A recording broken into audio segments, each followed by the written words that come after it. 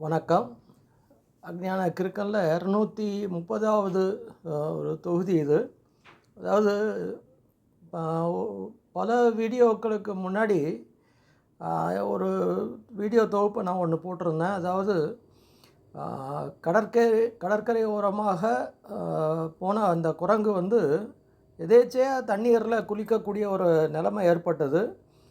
அதிலருந்து அது தினமும் என்ன ஆச்சுன்னா, அந்த கடற்கரைக்கு வந்து தண்ணீரில் குடிக்கிறது இல்லை குளிக்கிறது அந்த மாதிரி ஒரு வழக்கத்தை ஏற்படுத்திக்கிடுச்சு.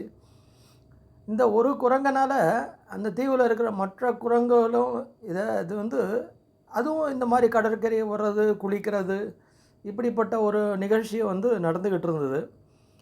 இதில் என்ன அதிசயம்னா, அந்த தீவில் இருந்து பல கிலோமீட்டர், அதாவது ஒரு 200 கிலோமீட்டர் தள்ளி இருக்கக்கூடிய தீவில் கூட திடீர்னு இந்த குரங்குகள் என்ன ஆச்சுன்னா, இது மாதிரி வந்து நீரில் குளிக்கிறது, தண்ணிக்கு வர்றது, டெய்லி தண்ணியில் இது பண்ணுறது அப்படின்ற மாதிரி ஒரு நிகழ்ச்சி நடக்க ஆரம்பிச்சது அப்படின்ற ஒரு பதிவை போட்டிருந்தேன். அதே மாதிரி இந்த நாய்கள், அது வந்து நான் வந்து நேரடியாக பார்த்தது. அதாவது எங்கள் காலனிலேருந்து பல காலனிகள் தள்ளி நாய் என்ன பண்ணிச்சுன்னா, ஓடக்கூடிய ஒரு பைக்கை வந்து துரத்திக்கிட்டு போகுது, குலைச்சிக்கிட்டு போகுது, அந்த அந்த வண்டி ஓட்டியை வந்து பயமுறுத்துது அப்படின்ற ஒரு நிகழ்ச்சி நடந்துக்கிட்டு இருந்தது.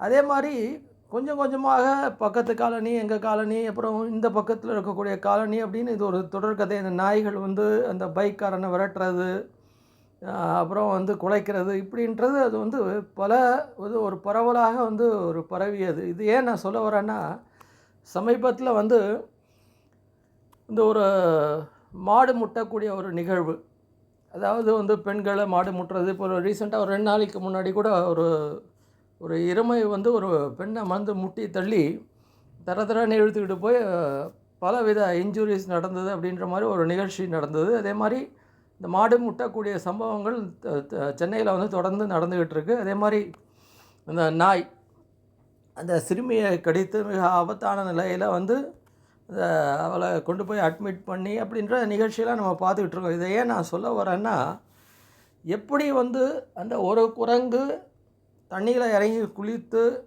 அது வந்து இந்த பழக்கம் வந்து பல குரங்குகளுக்கு, அதாவது அந்த தீவு இல்லாமல் 200-300 கிலோமீட்டர் தள்ளி இருக்கக்கூடிய தீவுகளையும் இந்த மாதிரி ஒரு நிகழ்ச்சி வந்து பரவலாக இருந்ததோ, இது வந்து ஒரு எதேச்சையாக நடந்ததாக கூட இருக்கலாம். ஆனால் வந்து விஞ்ஞானிகள் என்ன சொல்கிறாங்கன்னா, இதில் வந்து ஒரு தொடர்பு இருக்குது, இது ஒரு செயின் ரியாக்ஷன். அதாவது ஒரு தீவுக்கும் இன்னொரு தீவுக்கும் எந்த விதமான ஒரு தொடர்பு இல்லைன்னா கூட, எப்படியோ இந்த செயின் ரியாக்ஷன் வந்து ஒரு உயிரை இன்னொரு உயிரையும் கட்டுப்படுத்தக்கூடிய ஒரு நிகழ்வு இருக்கக்கூடிய ஒரு சூழ்நிலை ஏற்படுது அப்படின்றது இந்த விஞ்ஞானிகளுடைய ஒரு கணிப்பு.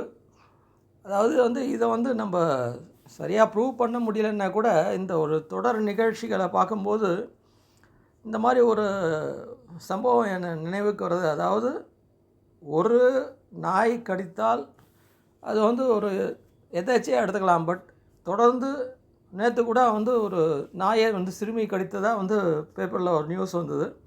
அப்போது இதுக்கு ஏதான ஒரு கண்ணுக்கு தெரியாத ஒரு செயின் ரியாக்ஷன், ஏதாவது ஒரு தொடர்பு இருக்குமோ அப்படின்ற ஒரு நிலைப்பாடு வந்து எனக்கு ஏற்பட்டது. அதை வந்து இதில் பதிவு பண்ணியிருக்கேன்.